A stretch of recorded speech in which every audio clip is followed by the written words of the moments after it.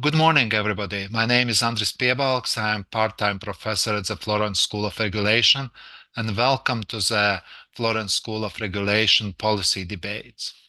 Today's topic is very, very important, even though we have facing a lot of issues in the world, and we will focus very much on the main challenge for Europe. It is really how to support Ukraine in face of aggression of Russia. So the theme of our seminar is building resilience, strategies for strengthening Ukraine's energy future. Uh, in the news, it's reasonably well reflected that there have been targeted attacks on civilian infrastructure by Russia, and particularly faced was Ukrainian energy sector. It has been also responded by the announcement of G7 ministers of climate, energy, and the environment. I could quote now. They say that we condemn the direct attacks on power generation and the electricity grid, and we will continue to help Ukraine repair and restore its critical energy and environmental infrastructure deliberately destroyed by Russia, and we emphasize our strong support for Ukraine's energy security. On the 6th of May, Commissioner Simpson met Minister of Energy Galushchenko, and in the readouts after the statement, after the meeting, it says cooperation to strengthen the resilience of Ukrainian energy system is of particular priority, and attention was focused on financial support, particularly through the mechanism of the Ukraine Energy Support Fund established under the Energy Community Secretariat. So there are very clear challenges that we are facing exactly right now. But at the same time, it is also true that we could and we should look also steps ahead. And Ukraine is forging ahead with ambitious green recovery initiatives aimed at modernizing its infrastructure, bolstering energy security through decentralization, and prioritizing domestic energy resources. So Ukraine seeks not only to recover from war-induced setbacks, but also to accelerate its transition towards a sustainable future. So, however, to achieve these objectives amidst ongoing war and economic instability demands increased European and more broader support. Today, where we have excellent speakers, we have a keynote presentation by Olena Pavlenko. She is PhD, president and co-founder of the Ukrainian Dixie Group think tank and the Ukrainian Energy website. She leads the projects on energy policy, energy security, and EU-Ukraine relations. Olena has worked in the energy sector for more than 20 years. She is also dealing with extractive industries transparency initiative. Some words about Dixie Group, if you don't know. Dixie Group is a Ukrainian think tank that has been working in the energy sector already since 2008. It cooperates with government officials, politicians, journalists, and international partners to modernize the energy sector, and also looking for Ukraine's future membership in the EU. Dixie Group vision is irreversible reforms through sustainable energy development, decarbonization, good governance, transparency, and competitions in the market. After Olena, we will have a small but very powerful debate, and where we have joined by Walter Boltz, Senior Advisor, European Energy. And Walter has a lot of experience, but I think two experiences are extremely relevant for this particular situation. He was chairman of supervisory board, owner of Gas TSO, and he managed the unbundling of the Gas TSO and the necessary restructuring, so that he knows very well Ukraine's energy sector. And at the same time, he also was head of regulator in Austria, E-Control, so he knows European, national, and also he was vice chair of board of regulators of European Energy Agency for Cooperation of Regulators. So very broad experience and with knowledge in Ukraine. And we have joined also by Alberic Mongrenier. He is executive director from European Initiative for Energy Security. And European Initiative for Energy Security seeks exactly to address critical energy challenges and champion comprehensive solutions for the benefit of European energy security, transition, and competitiveness. And Albert has more than 10 years experience already dealing with these issues of energy and security. So his opinion is very much relevant for the topic we are discussing today. And now, without no more from me, Olena, you have a floor. And for audience, I would advise put your questions in chat or on Q&A that I could address after the debate to one of another speaker. So, Olena, the floor is yours. Thank you. Thank you very much, Mr. Piebalgs, and many thanks for Florence School of Regulation for the possibility to speak again about Ukraine. We understand that Ukraine has to compete now with many other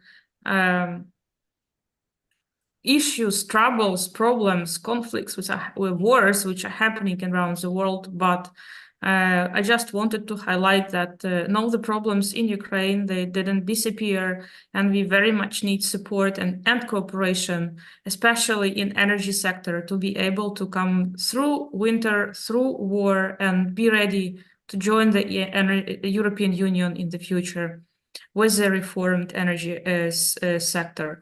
If I may, I will share the screen. I also would like to apologize. Just a moment. I would like to apologize. Can you see the screen now? Yes. The connection might not be good because power outages started in Kiev today, and we never know what will happen with our office. So I hope everything will work, but I'm sorry if the connection will be not very good. So I will shortly explain the structure of the presentation and maybe what I will highlight what happened during the war, full-scale invasion. So I will explain what happened when the day of full-scale invasion appeared, then when Ukraine had the biggest blackout, then what we had during the winter 2022-2023, then how we tried to do the winterization, so-called winterization, and how we tried to prepare for the next winter, and what happened just a few months ago in March, when we lost again a lot of generation capacities.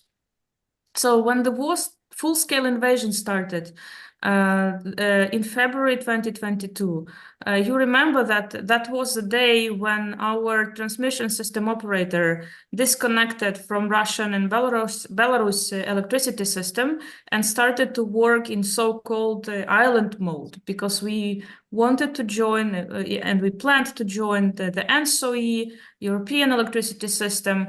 And for that, we had to show that we can work in this island mode for 2 weeks. So right after we started to work in this island mode, Russia started full-scale invasion and also started to attack Ukrainian energy infrastructure, including electricity system. So the reaction of our transmission system operator was as follows. The renewables were curtailed in order to keep the system manageable and stable. And also because we had a fall in electricity consumption, the generation from the nuclear power plant also was limited.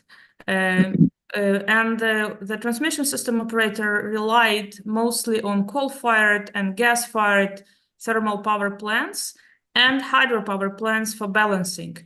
And I will explain a bit later why it is important. Just to show you, because we had during the 2022 year, we had more public information about types of attack.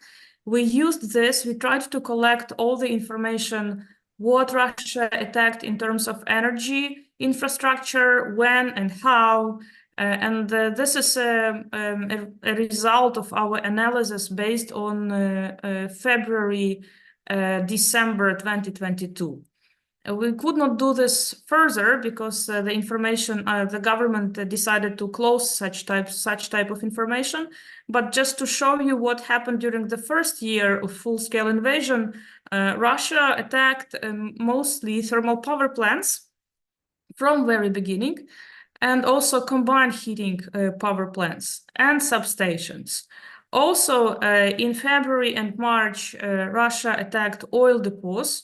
The goal was to leave Ukraine without any fuel and the possibility, to have a few cars, tanks, and everything what is moving.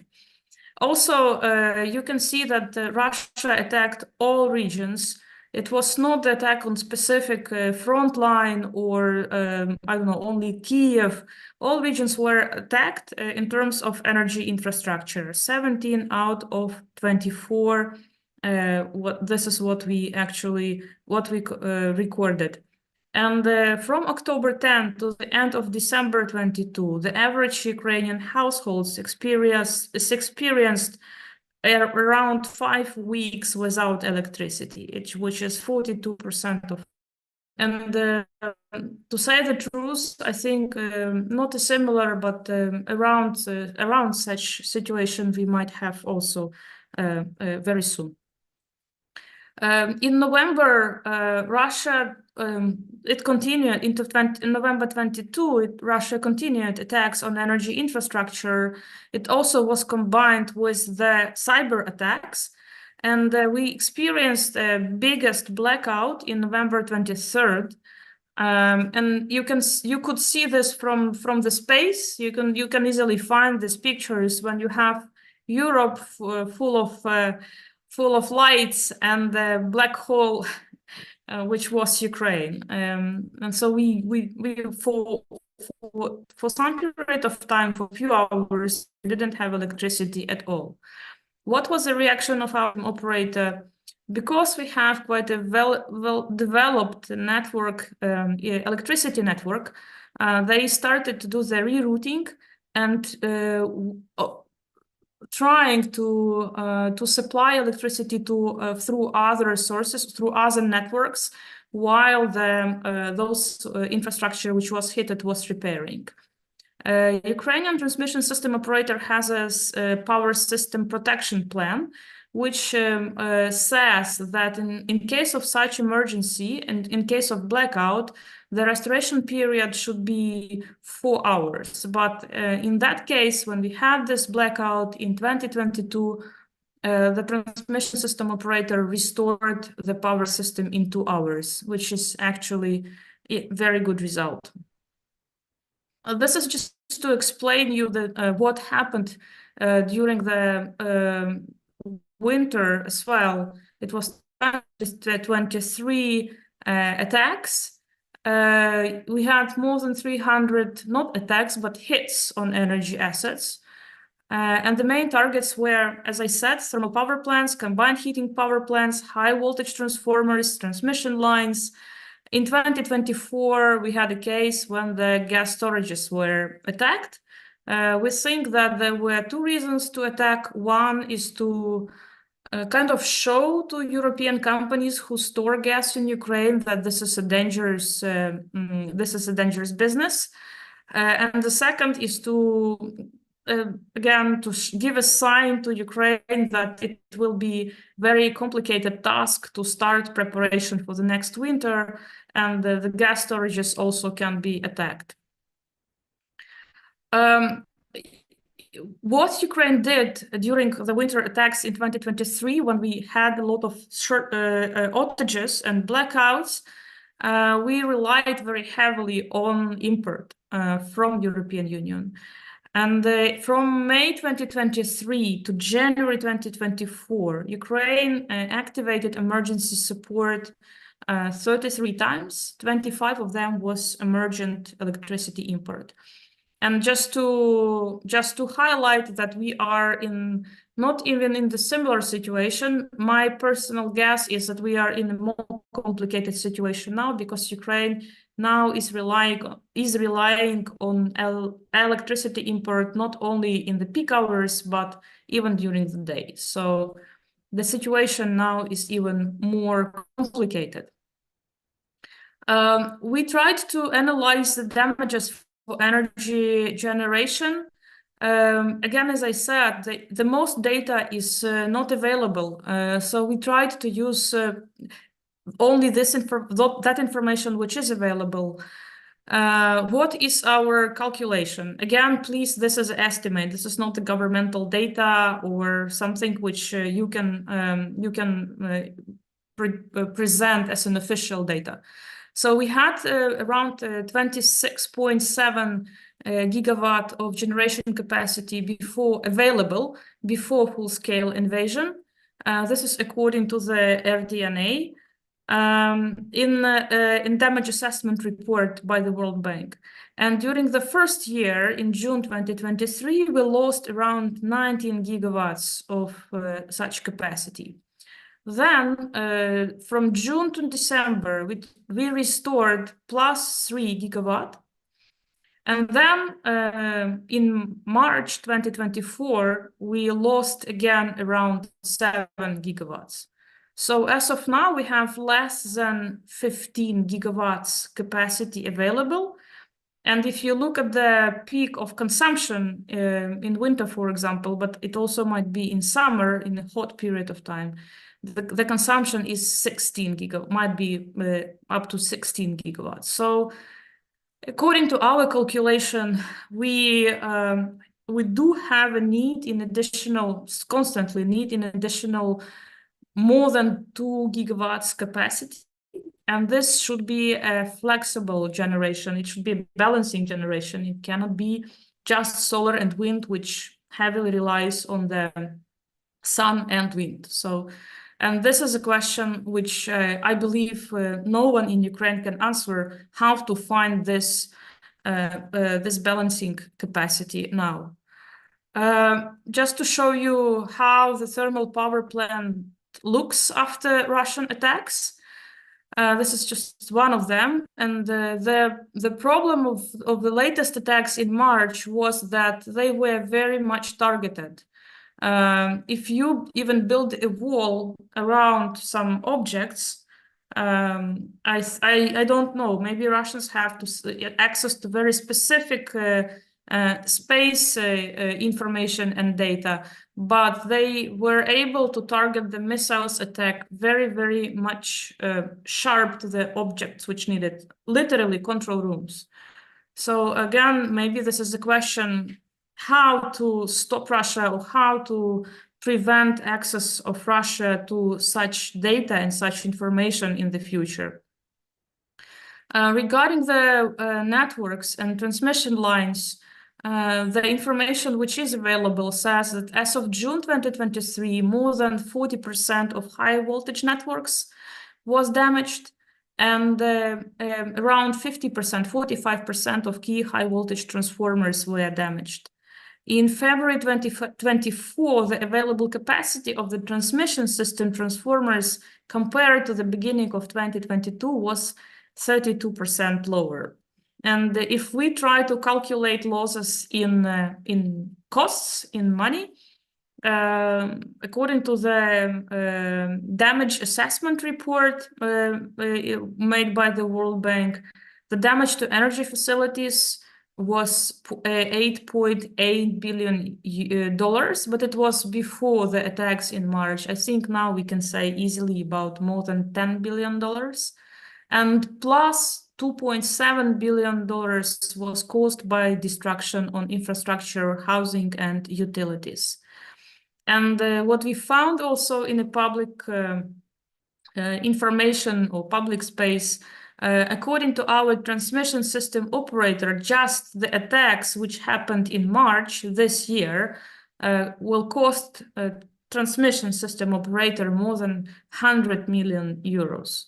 Just these attacks.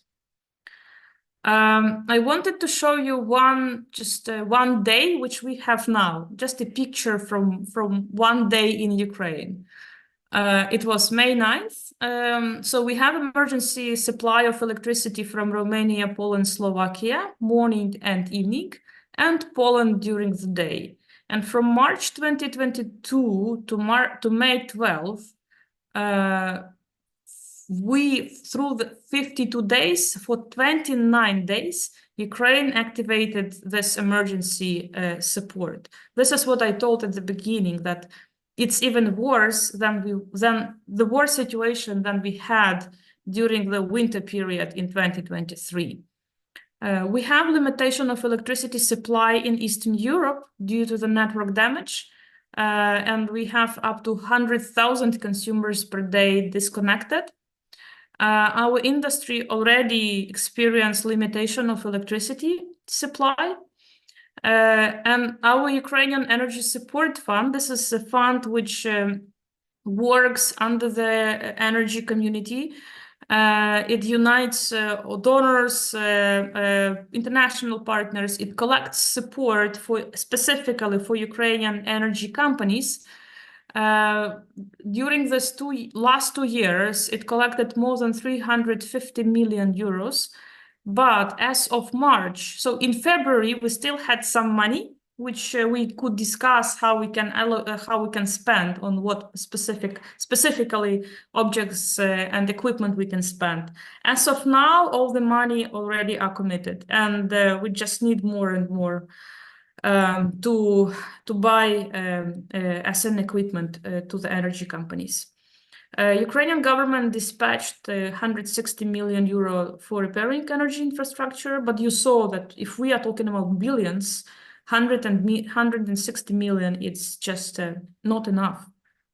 And we still don't know how to cover balancing needs during summer and winter. As I said, in Kiev now, we already have the regular outages of the electricity. So everyone has a schedule and has to adjust how to consume electricity according to the schedule. Just next slide. I just wanted to explain a bit how we tried to protect our energy infrastructure. There were 3 levels of protection. The first level was a passive protection, where we used different walls from cement or gabions and other stuff. It's like a physical protection of some not big objects. And I know that through the Energy Support Fund, a lot of donors provided such type of support. Then we had it was like a net which was built around the transformers in order to protect them from drones, was so-called drone protection. It was, according to our government, there were 22 key substations which were protected. But again, if you have very targeted attacks, you might not have 100% guarantee that such type of protection will work.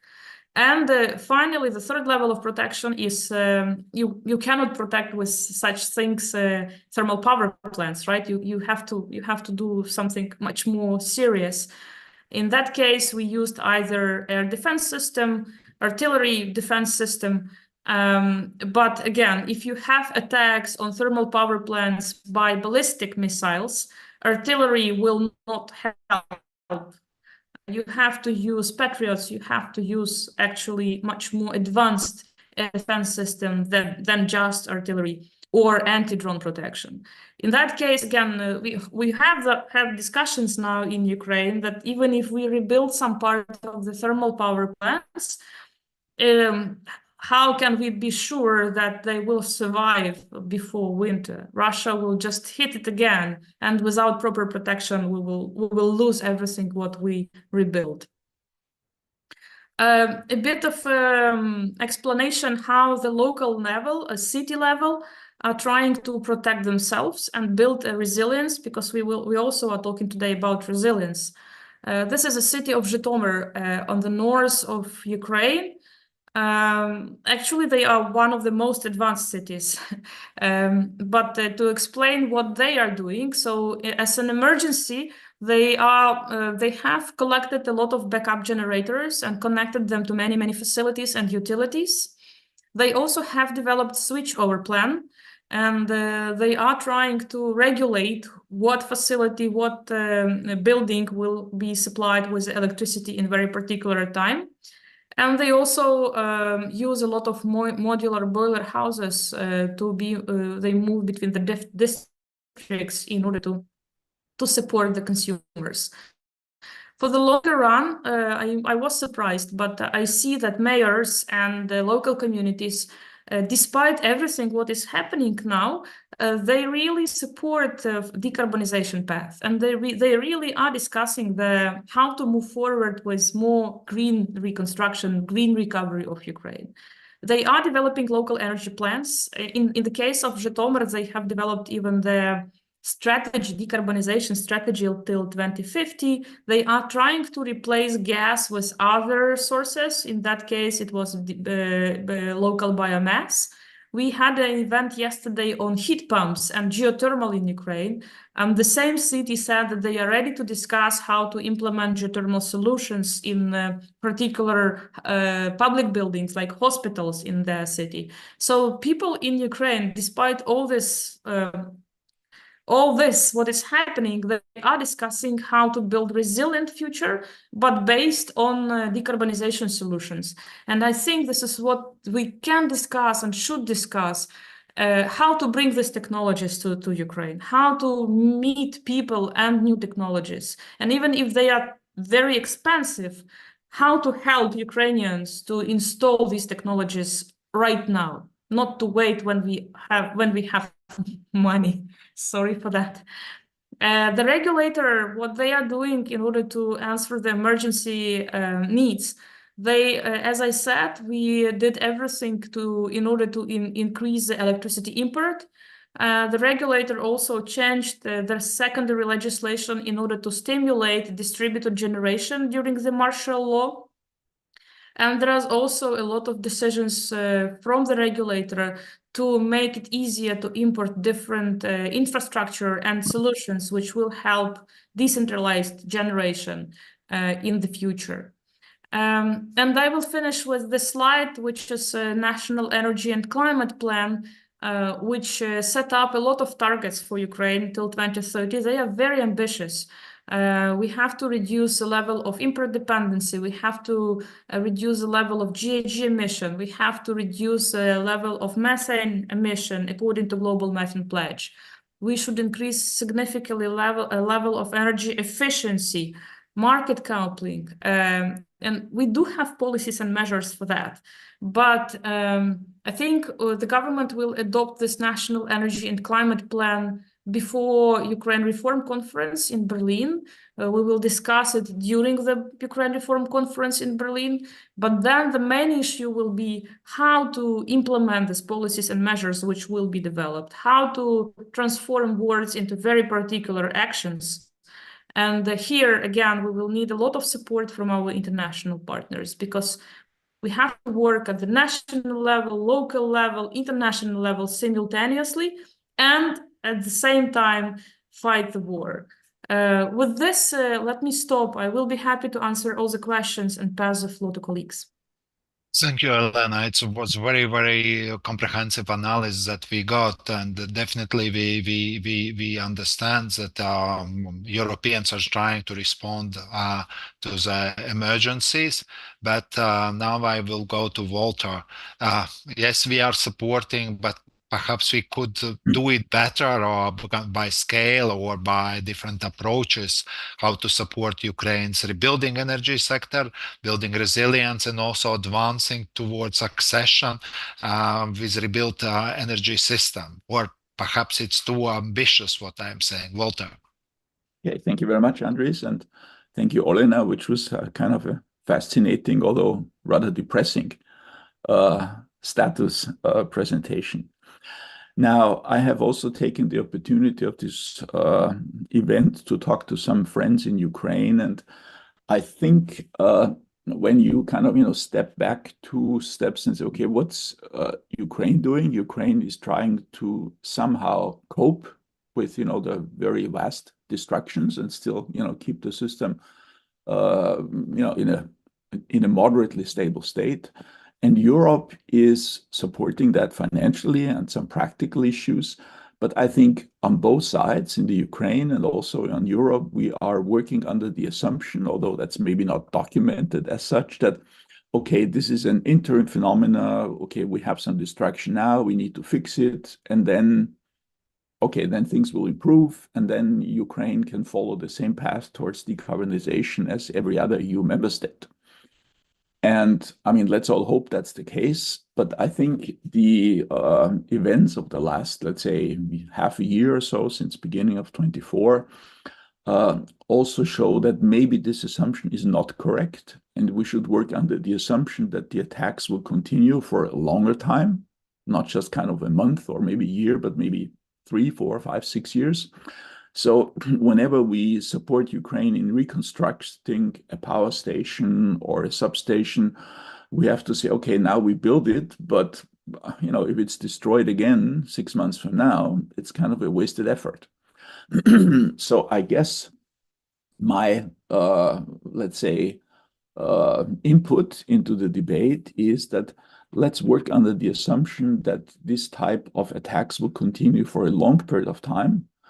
And let's try to determine what would be the measures needed to make the whole system a lot more resilient against these type of attacks by maybe rethinking some of the basic assumptions. Now, the TSO, the electricity TSO in Ukraine is, I mean, a conservative company like every TSO in the EU. So they have an approach, okay, something is broken, doesn't matter why, if it's a bomb or an earthquake or something, we go and fix it. But, if you have too many of those distractions, maybe different approaches are needed. And I mean, what I would propose is that you start thinking, okay, how can we make the system resilient in a way that these type of attacks have much less severe impacts? And what role and support can Europe do for that? And obviously, I don't have all the answers, but I have just some ideas.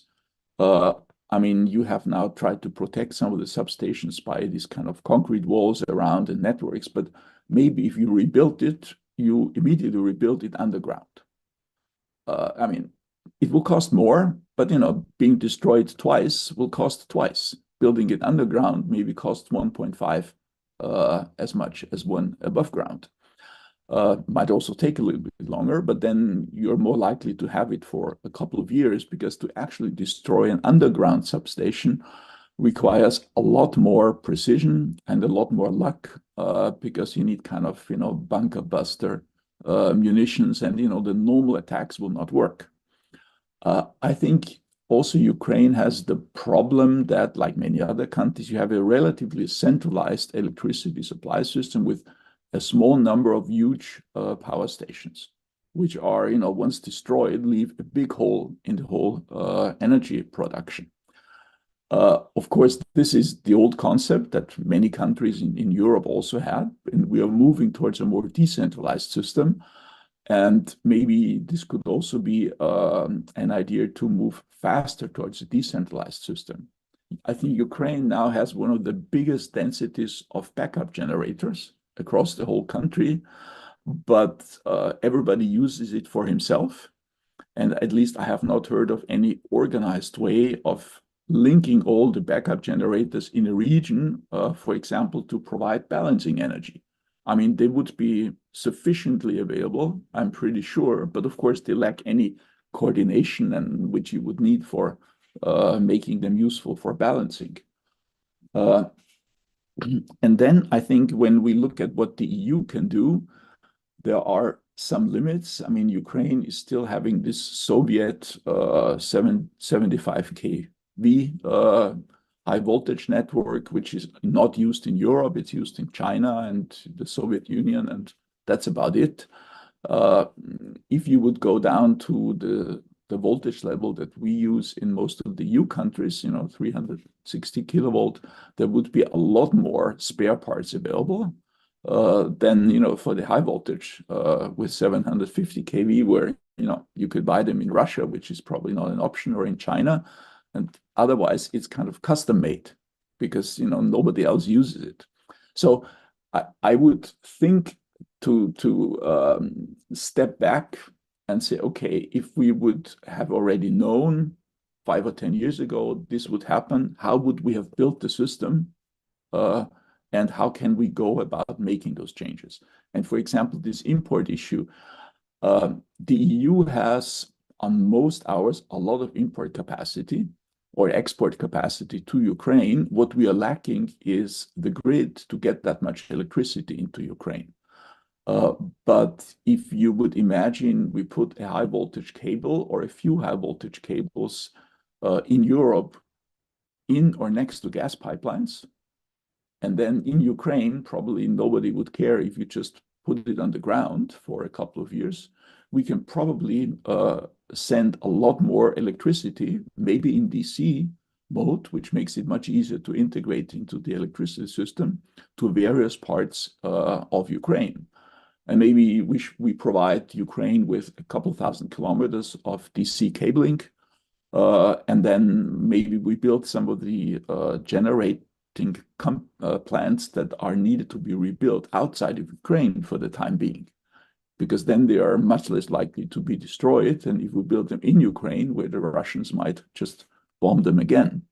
So I think in summary, it's probably worth stepping back, thinking about what's necessary to build a more resilient, decentralized, microgrid-based architecture of the electricity system that would, for example, allow large parts of the country to operate without any problem, even if some key components of the infrastructure are destroyed. It's not something you do in 6 months, but I think you can start doing it. And in Europe, since we fortunately don't have a lot of destroyed plants, I mean, we are not under such an urgent time constraint to do that. We are doing it as well. So there are these kind of end user small grids being operated. And so we will move in that direction at a much lower pace. But in Ukraine, you could kind of seize on this opportunity, say, okay, we have to rebuild a lot, and let's try to build it in a more robust, decentralized way.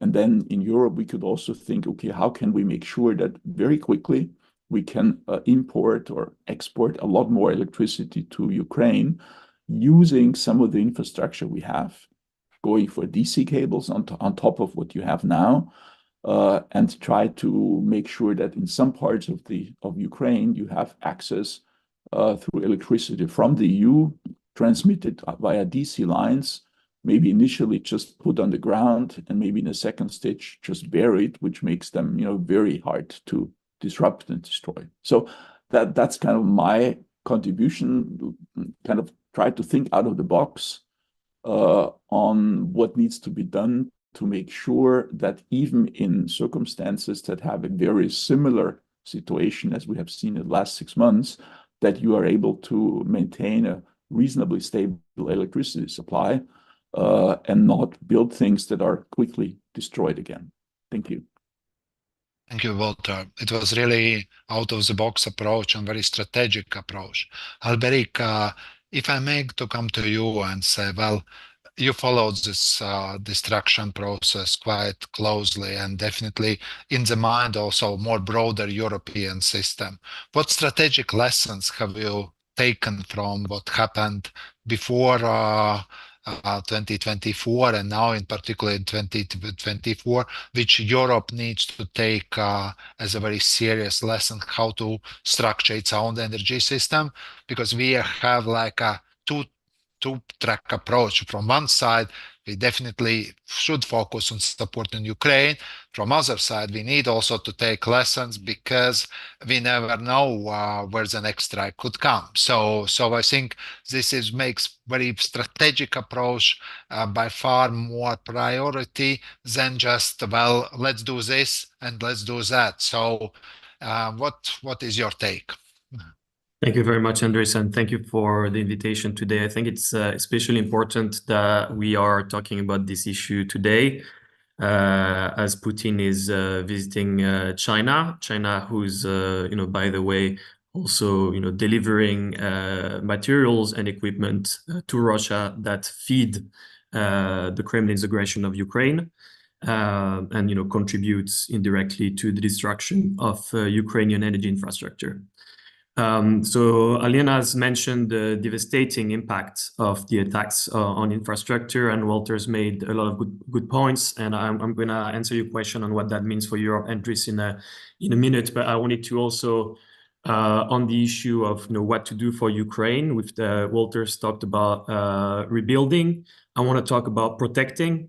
What Europe should do, and that's something that's for the EU and also for NATO, broadly speaking, is better protect the surviving Ukrainian infrastructure.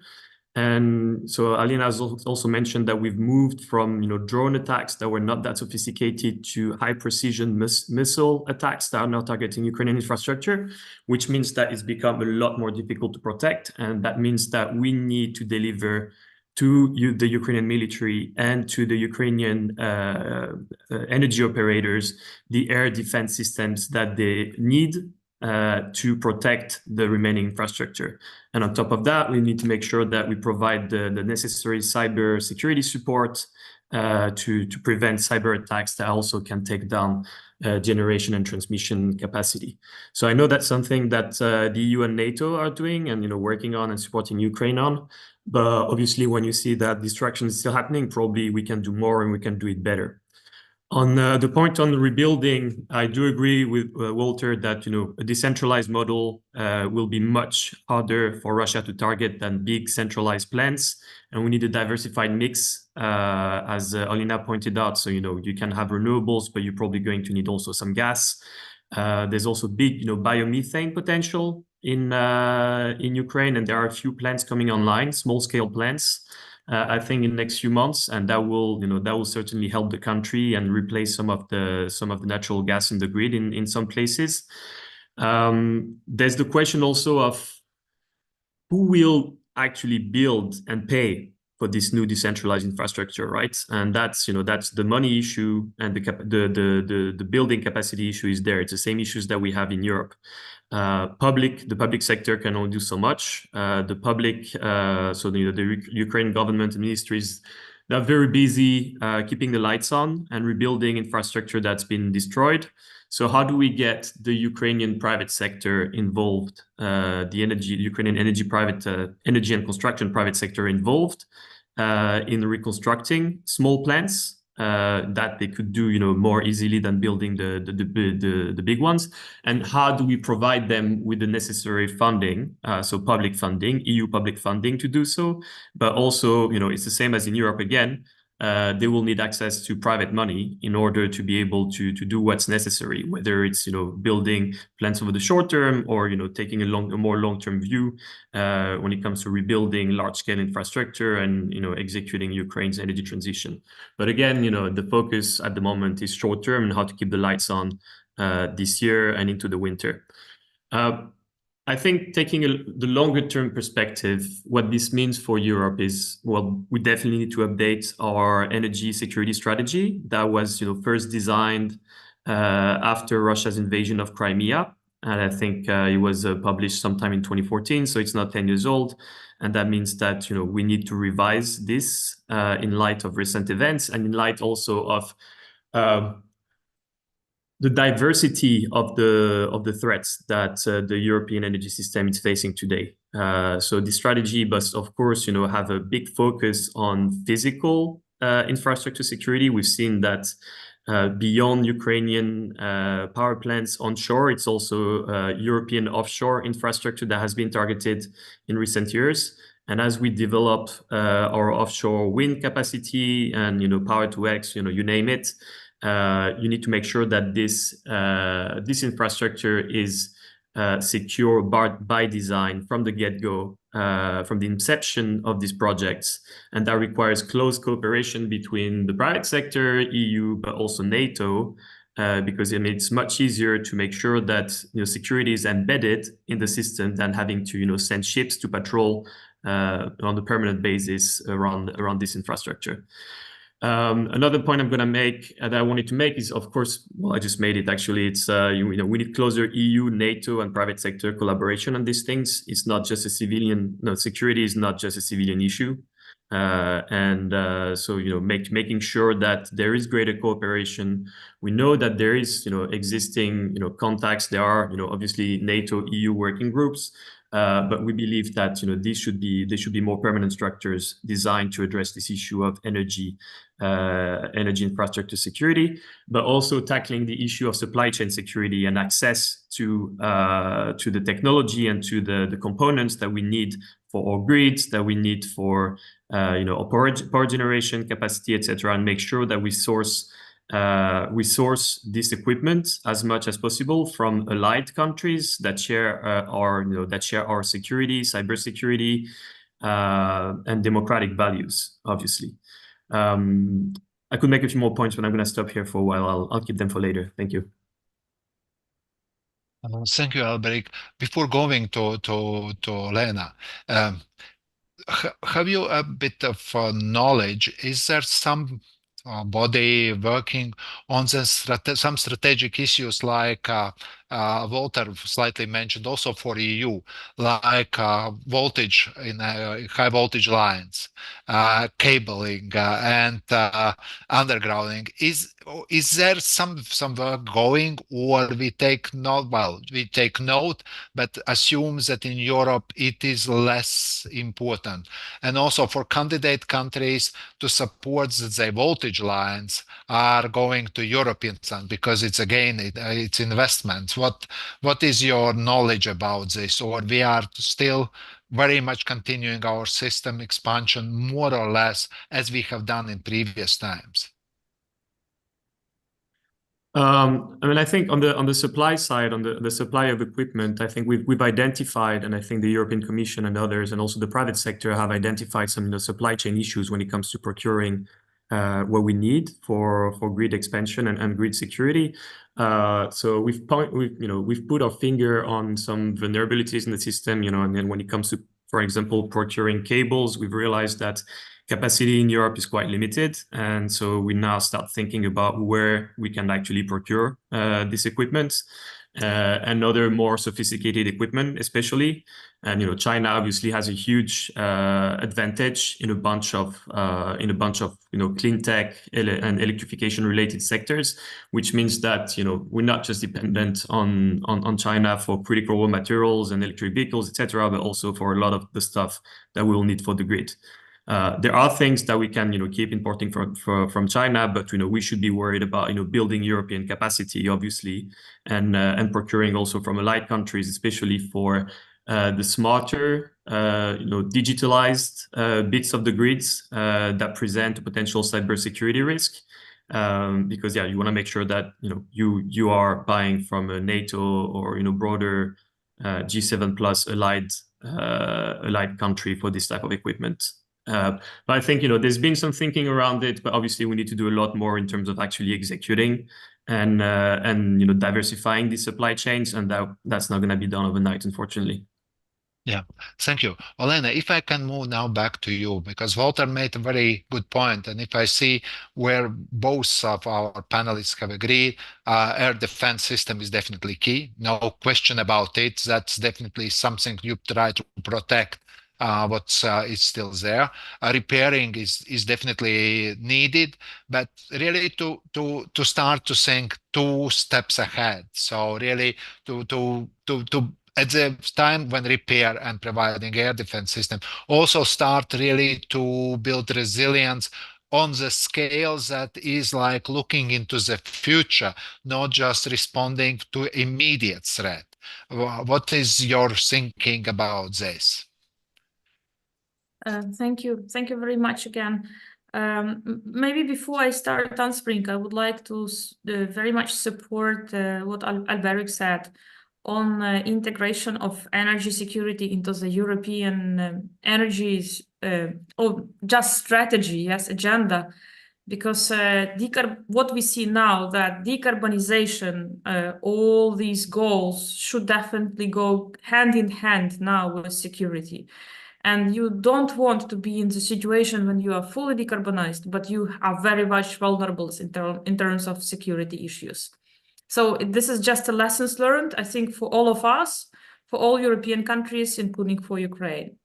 Regarding the protection, again, usually the right answer is a very simple one, and I very much agree that yes, protection, air defense system, and equipment to our infrastructure is a very simple but very right answer in order to prepare for winter.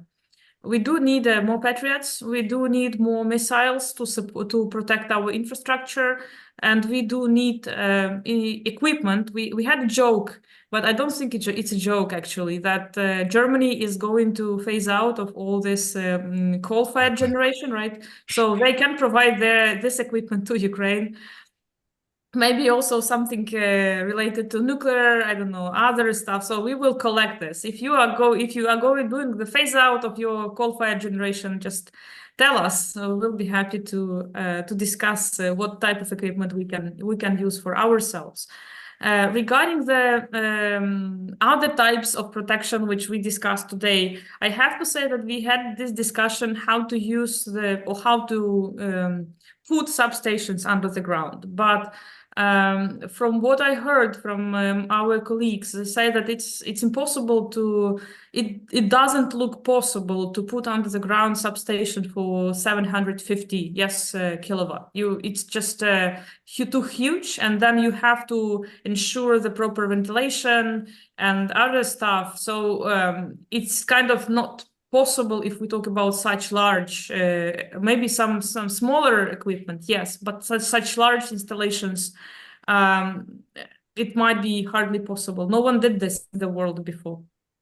Then regarding the balancing of generators, using generators for balancing, yes, we see that there are some experience of such things in the local level. I mentioned Zhytomyr, and I said that they have the switchover plan. As far as I understand correctly, they have like more than 40 generators or something like this. And they are trying to use them again for the balancing needs as well. So some of the smartest cities and smartest mayors, they already are using such technology, let's say, or solution to support or to protect the city from the outages. If we talk about, and I also wanted to mention the gas, because we were surprised when we talk to local communities. They say that because gas pipelines, this is what Walter said, putting what we can put under the ground, let's put under the ground. And people say that the gas pipelines, because they are under the ground quite often, they are less vulnerable to attacks. So it's harder to hit them. Although we saw already gas storages were hit, but if we talk about the distribution networks, it's much more harder to attack them than something which is on the ground. So probably it might be a solution, but so we have to think what types of equipment we can actually put under the ground. Also, regarding the midterm solution, we are trying to import as much as possible now different, again, gas-based solution, like gas turbines, different types of them, using for, again, cities, for communities, for different type of industry. This is a mid-term solution. I don't think it's a long-term solution. Simultaneously, we are discussing with the communities and with cities what we can replace, how we can replace, again, thermal combined heating power plants, for example, which are running on coal or on gas with something more local, biomass. Waste management also appears here. But this is, again, as you said, Andrei, this is a longer term solution. And as Alberic also said, it will demand a lot of money. And for that, you need also a lot of capacity on the ground at the local level. And here we really, really need a lot of cooperation, peer-to-peer cooperation between the cities, between the communities. People need to be trained in order to implement such projects on the ground simultaneously in hundreds of cities in Ukraine. This is a huge task, I think, for all of us. For Florence School of Regulation, probably as well could be a good idea to think. And I think we will start the course on smart cities with Florence School of Regulation soon. But this is, I think, what will bring us to the much more sustainable solution in the future. Thank you. Olena, if I can come to some type of coordination, Ukraine is a very complex country, is regions, cities, we mentioned. How does the response in energy emergency is being coordinated? Is there some coordination, or it is a lot of very autonomous decisions that are being taken in Ukraine in response to these attacks? We have if we talk about electricity and gas, we have, I think I have to say that we have very good transmission system operator and in gas and electricity. They have a very good dispatching role, and they are very well coordinated with all the regions. That's what's saved us as of now, because you need a very fast decisions in a very short period of time when something is happening. So such centralized response now, I think it helps us a lot. For the future, in addition to very well coordination between TSO, DSOs, and others, we just need a lot of either backup options or just independent solutions at the local level. So it should be a kind of a combination. Emergency should be centralized response. More sustainable solutions will help to build resilience at the local level. I think, yes, I think like this. Thank you. Walter, if I can move to you. So Europe is rather many dimensional. So and it's again, if we speak about very coordinated effort, how Europe should coordinate itself, because there is a lot of support coming from member states, then the energy community, European Commission, I assume also NSOE, NSOG involved. So there is a lot of it.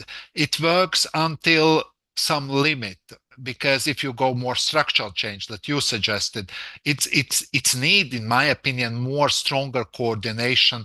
How you would imagine in the ideal case Europe should structure itself really to build resilience and prepare Ukraine's energy system for the future?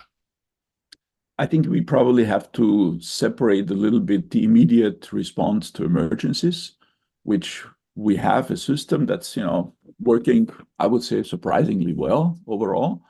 And, TSOs and companies, member states, are contributing. So in this, I would not massively change, because, it has been not so easy to set it up, but now it seems to be somewhat okay in relation to supporting Ukraine. I think what we probably should do is spend not a long time, but maybe a month or two, to thinking of a kind of a midterm, more resilient electricity system in Ukraine, and somehow have let's say, a joint working or planning activity between Ukraine and the EU institutions.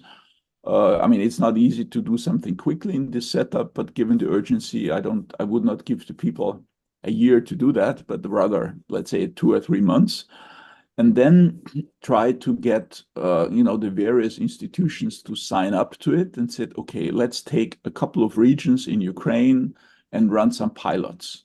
Let's say, okay, let's take cities relatively far removed from the actual fighting, where there are more effects from disruption of electricity, but not from direct damage on a large scale. And let's see how they could be reliably supporting themselves using the existing backup generators, maybe, a few kind of out-of-the-box small additional gas-fired or even, coal or biomass-fired generation plants. And let's see how that works, and get and support the TSO to make sure that they are connected to the grid, but if something happens to the high voltage grid, that they can continue operating without any interruption. And then maybe let's take one or two examples closer to the war zone where larger damages are possible or can be expected. And let's run also these kind of systems, how would they look different, and then take the experience. In summary, I believe we need to develop a joint strategy between the EU and Ukraine on midterm resilience improvements. And there are many components to that. I haven't mentioned financing. I think we should encourage local, regional, private investment. As many companies as possible should build their own generation plan. But they should also be encouraged, maybe financially supported, to connect others to their little grid. So not just this small factory, but they should be encouraged to combine with others in the region and build their own microgrid and get support from Ukrenergo, and not kind of face the resistance that this is now not foreseen, and there's a central dispatch system which Ukrenergo is reluctant to open up to others. So there needs to be a kind of a change of perspective, and I think also the people in the central crisis management and Ukrenergo need to recognize that while something has been working well in the past, maybe going forward, there are different structures that should be also allowed or supported, which might turn out to be a lot more decentralized, resilient, rather than trying to keep everything in central hands, which has some advantages and was probably a good solution in the past, but maybe is not the optimal going forward. So I think we all need to rethink, and maybe the EU needs to rethink some of the renewable and decarbonization priorities. That, well, if we don't have electricity systems, then we don't need to worry about decarbonizing electricity. So let's focus on keeping the lights on, and recognizing that maybe for the next couple of years, this decarbonization is a great thing to have for an electricity system that's working reliably. But for somebody who is struggling to just keep it somehow functioning after all those attacks and damages, maybe it's second priority. And maybe we have some equipment, maybe not the huge nuclear plants from Germany, but there's probably some ideas of taking some of the plants that are currently no longer used. Some could be relocated, but others might even be just able to be connected through a DC cable to Ukraine, and kept running for Ukraine and not for the local system. So I think we need a planning exercise, but one that is conducted by kind of jointly by many institutions, but very tightly coordinated, that gives a new midterm strategy, how the EU can support Ukraine, how Ukraine has to change its own ways, like maybe really going in many parts of the country down to 380 kilovolt, because you don't need so much electricity anymore, so you don't need to transport so much over the existing lines, which would enable a lot more equipment from abroad to be brought there and immediately made to use, and other things. So I believe it might be a good time now, given the strain on the system, also on the support, because it's horrendously expensive to rebuild everything as it is, that now is the time to really start such an exercise.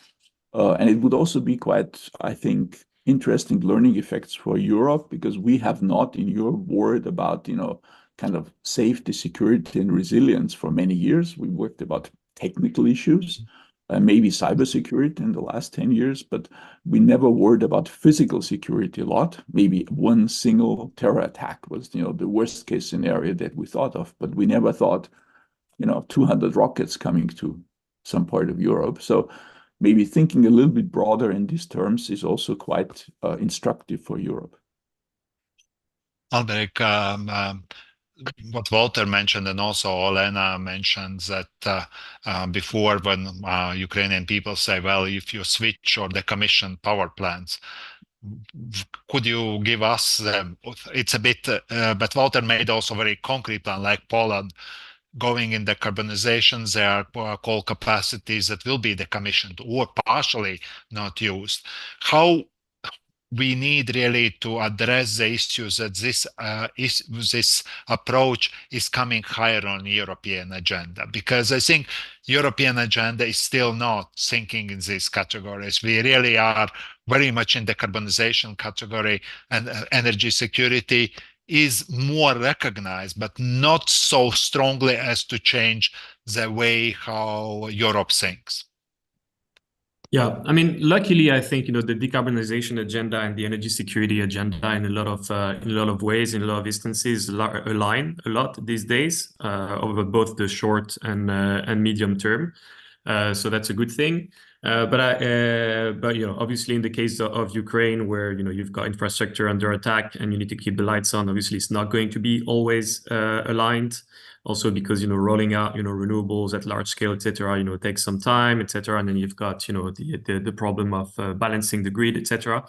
But I think that internally, I think any European new revised European energy security strategy should have a strong European component, and I think people inside the Commission are thinking about this now, and are also thinking about how to support Ukraine short term, and are very much aware of the reality on the ground. So I'm quite hopeful on that front.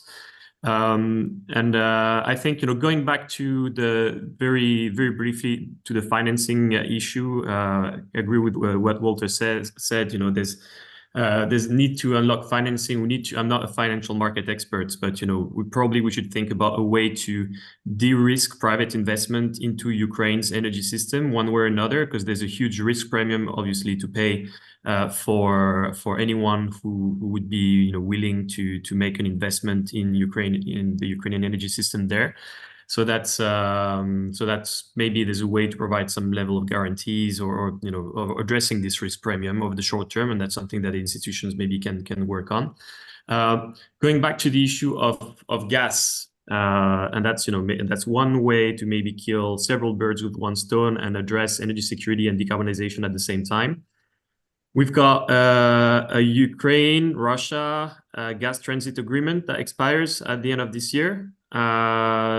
I think there's lots of people at European level that are pushing not to renew it, and I think we should aim for that, because that's not huge volumes. These volumes that are going to Europe can be replaced. We can find an alternative for them. In the same way that now the European Commission has tabled a proposal to cut to a certain extent Russian LNG imports, we should try and reduce Russian pipeline gas imports to a minimum.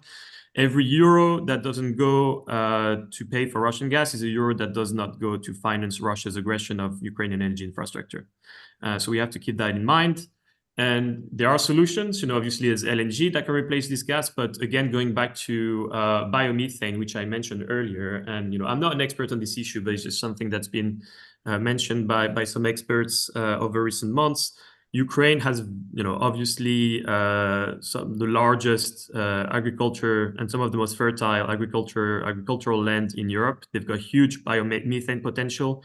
It doesn't take too long to build small-scale biomethane biomass plants that are decentralized, that are decarbonized, and there's potential to power the grid locally with it. And there are, I think, already half a dozen plants that are supposed to come online in next couple of months.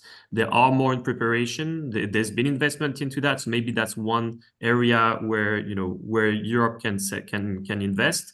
Also, because then there's the possibility, if Ukraine does not need extra additional volumes, or if they cannot be injected in the Ukrainian system, to ship this to Europe to address to sort of replace Russian gas. So I'm sure someone somewhere is doing work on that. I haven't seen any paper or I haven't spoken to someone who was doing extensive work on this recently, but I think that's one area where short-term, relatively short to mid-term, the European and Ukrainian energy security and decarbonization agenda align. But again, yeah, agree that the focus short-term is keeping the lights on. Well, we are close to finish. If I may, to make a couple of conclusion points. I think the first one we all expect, and we should in Europe do all possible that Ukraine wins the war, because as soon as the war is over, as more efficient whatever efforts we can do in rebuilding. So that is, I think, is quite. In the meantime, air protection system is key. I know that European governments are really trying to address the issue. Well, as always, they could do it faster, but they're really working on it, and they are trying to do this. But in the meantime, I believe all the people that really care about energy system, we definitely need to really to consider how to build more resilient systems, how to really take into account this very painful lessons that we have learned, that our systems are more resilient, that they are better interconnected, and also that agenda that we make that basically is correct on the addressing decarbonization is also doing it in a way that makes systems stronger and less vulnerable. I think these are strategic considerations where a lot of work still is needed. It is definitely something that we need to invest more in academia, but also in political thinking, because this is something that will not go away, even if we very much hope that Ukraine wins the war as well as tomorrow, I would say. So it is really that expectation, because then the things are completely different how you consider them, but still the issues don't go away. So they could repeat, and that means that societies that really care for human rights, for democracy, for protection of neighbors really need to be better prepared. And that is not something that we could leave us easily.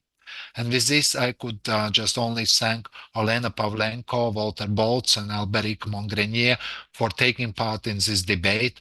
I believe these type of debates are very, very necessary, even if it is rather sad when we hear the facts what it is, but it is necessary, because only with addressing the issues we could provide the best support and the best long-term solution.